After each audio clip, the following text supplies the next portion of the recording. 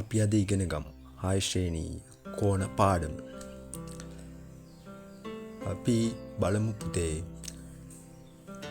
කෝණයක් සෑදෙන්නේ කෙසේද?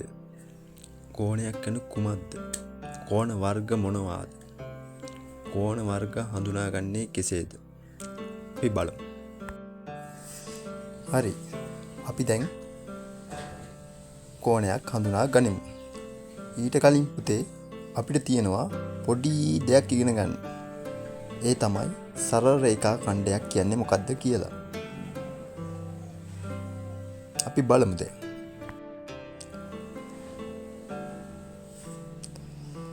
සරල රේඛා ඛණ්ඩයක් යනු හරි කෙලින් අඳින ලද රේඛාවකි.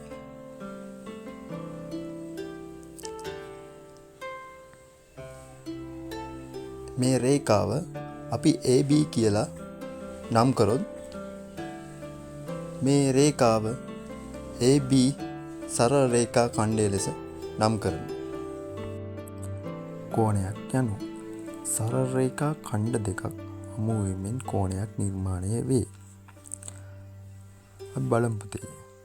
AB කියලා සරල රේඛා ඛණ්ඩයක් ඔබට පේනවා.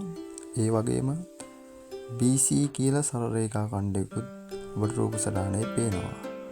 මේ දෙක එකතු වීමෙන් අපිට ABC කියන කෝණය නිර්මාණය වෙන ආකාරය ඔබට දැන් රූප සටහනේ දැක්කෙනවා.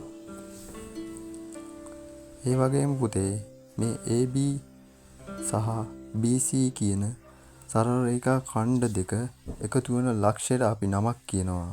ඒ තමයි කෝණයේ ශීර්ෂය. ඒ වගේම මේ AB සහ BC කියන සරල රේඛා ඛණ්ඩ දෙකට අපි කියනවා කෝණයේ බාහු කියලා.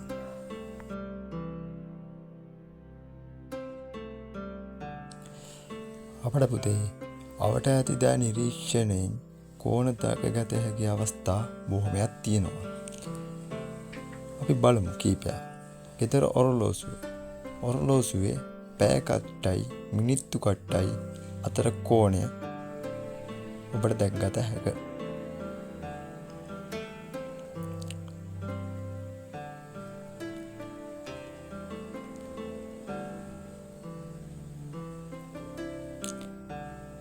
ඒ වගේම ගෙදර තියෙන රූපවාහිනි. දැන් නවීන රූපවාහිනි වල නම් මේ ඇන්ටනා දැක් ගන්න ඕගලන්ට ලැබෙන්නේ නැහැ. පරණ රූපවාහිනි වල උඩින් තියෙනවා ඇන්ටනා කූරු දෙකක්. මේ ඇන්ටනා කූරු දෙක අතර කෝණය ඔයාලට දැක් ගන්න පුළුවන්.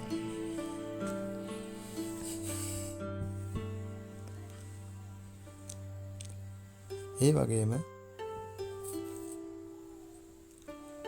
ගෙදර තියෙන වහලේ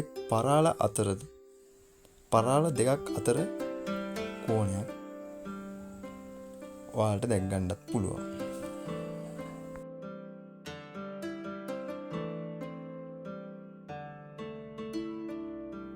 හරි, අපි බලමු පුතේ අපිට ඉගෙන ගන්න තියෙන කෝණ වර්ග මොනවාද කියලා.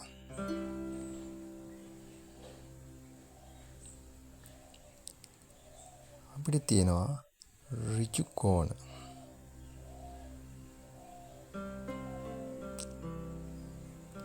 ඊළඟට තියෙනවා සුළු කෝණ, තව කෝණයක් තියෙනවා සරල කෝණ, ඊට පස්සේ තියෙනවා මහා කෝණ,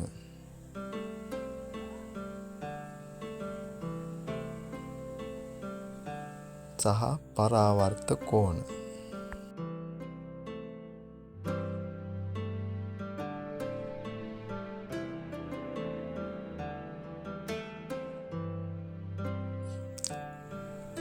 එතකොට පුතේ අපිට කෝණ වර්ග කීයක් තියෙනවද ඉගෙන ගන්න? කෝණ වර්ග 5ක් තියෙනවා. අපි බලමු මේ කෝණ වර්ග 5 අපි හඳුනගන්නේ කොහොමද කියලා.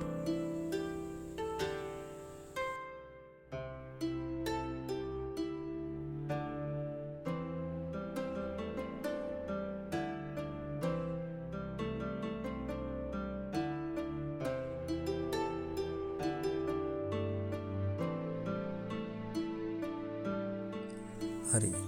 අපි දැන් බලමු ඍජු කෝණ කියන්නේ මොනවාද කියලා. අපි කඩදාසියක් අරගෙන මේ රූපයේ දැක්වෙන ආකාරයට සමාන කොටස් 4කට නමාගත් විට අපිට මේ ආකාරයේ සමාන කෝණ 4ක් දිස්සෙනවා. මෙම කෝණ 4න් එක් කෝණයක් ඍජු කෝණයක් කියලා හඳුන්වන්න පුළුවන්. ඒ කියන්නේ අංශක 90ක් වන කෝණ ඍජු කෝණ ලෙස අපි හඳුන්වනවා.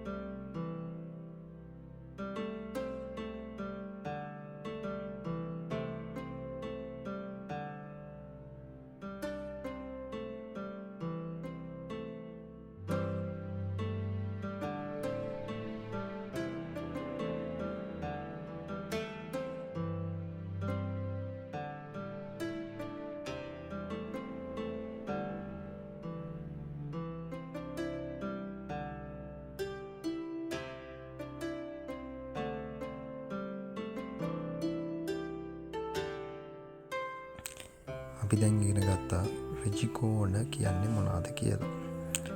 අපිට පුළුවන් මේ ඍජු කෝණ ඇතුලින් අනිකුත් කෝණ ඉගෙන ගන්න. අපි බලමු ඒක කරන්නේ කොහොමද කියලා.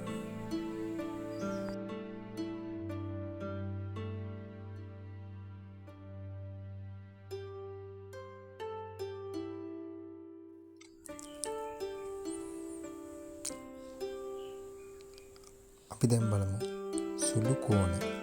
සුළු කෝණ කියන්නේ මේ මොනවාද කියලා.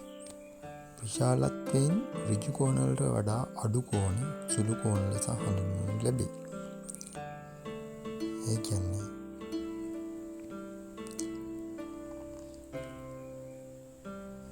මේ ABC කියන කෝණය ඍජු කෝණයකට වඩා අඩුයි. ඔයාලට බැලු බැලමට පේනවනේ. ඍජු කෝණයක් කිව්වේ අංශක 90 කෝණයක්. මේ කෝණය අංශක 90කට වඩා අඩුයි කියලා පේනවනේ. එතකොට සුළු කෝණ කියන්නේ අංශක 90කට වඩා අඩු කෝණ සියල්ලම සුළු කෝණ ලෙස හඳුන්වනු ලැබේ.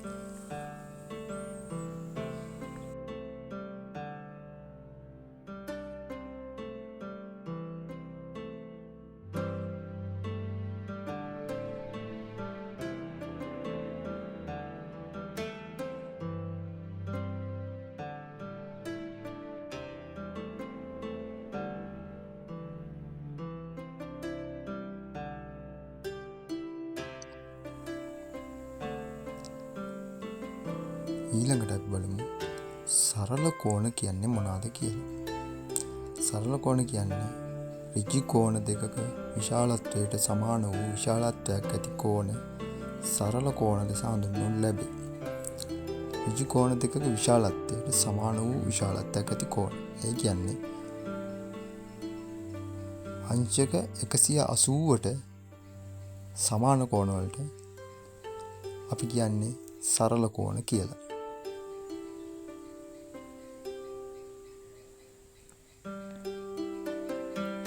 අංශක 92ක් අංශක 180යි. අංශක 180ට සමාන කෝණ සරල කෝණ වෙනවා.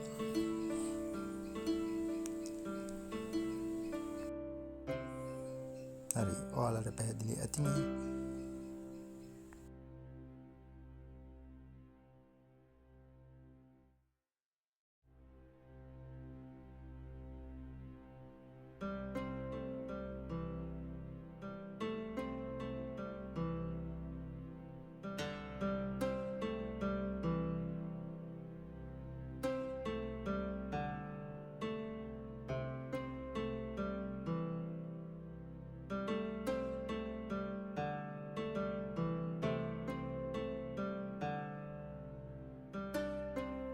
හරි.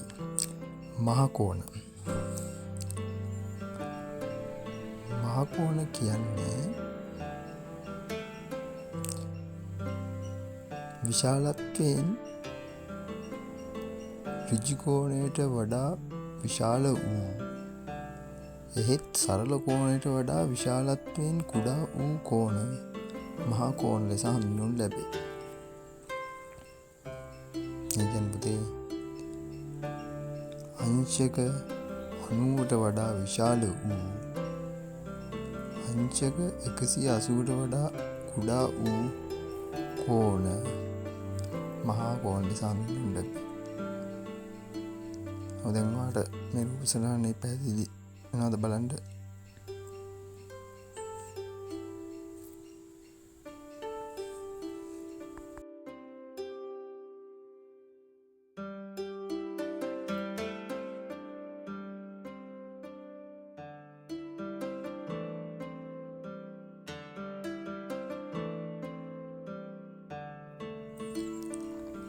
මේ ABC කියන කෝණය අංශක 90ට වඩා විශාල,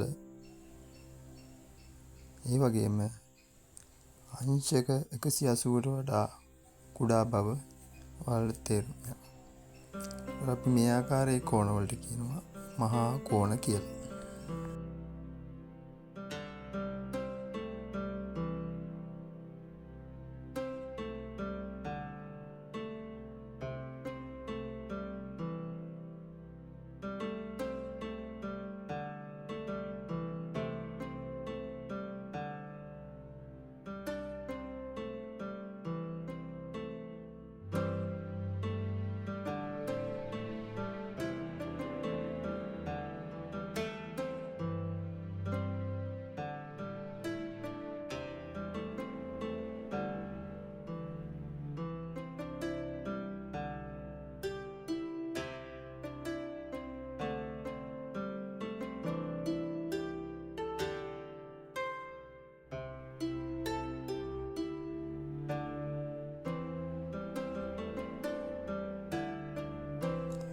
හරි. අපිට දැන් ඉතුරුලා තියෙන්නේ පරාවර්ත කෝණ කියන්නේ මොනවද කියලා දැනගන්න. විශාලත්වයෙන් සරල කෝණයට වඩා වැඩි, එහෙත් ඍජු කෝණ 4ක විශාලත්වයට වඩා අඩු කෝණ පරාවර්ත කෝණ ලෙස හඳුන්වනු ලැබේ. එතකොට ඔයාලා දන්නවා සරල කෝණය අගය අංශක 180යි. ඍජු කෝණ 4ක විශාලත්වය කියන්නේ අංශක 360යි. එතකොට අංශක 180ට වඩා වැඩි, එහෙත් අංශක 360ට වඩා අඩු කෝණ පරාවර්ත කෝණ ලෙස හඳුන්වනු ලැබේ.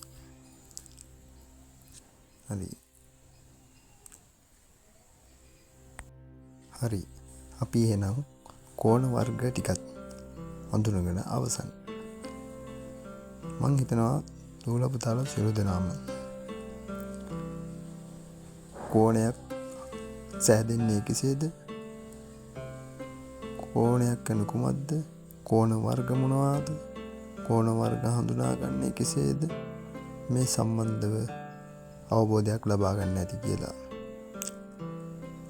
අපි මෙවැනි පාඩමක් සමගින් නැවත හමු වෙමු. ස්තුතියි.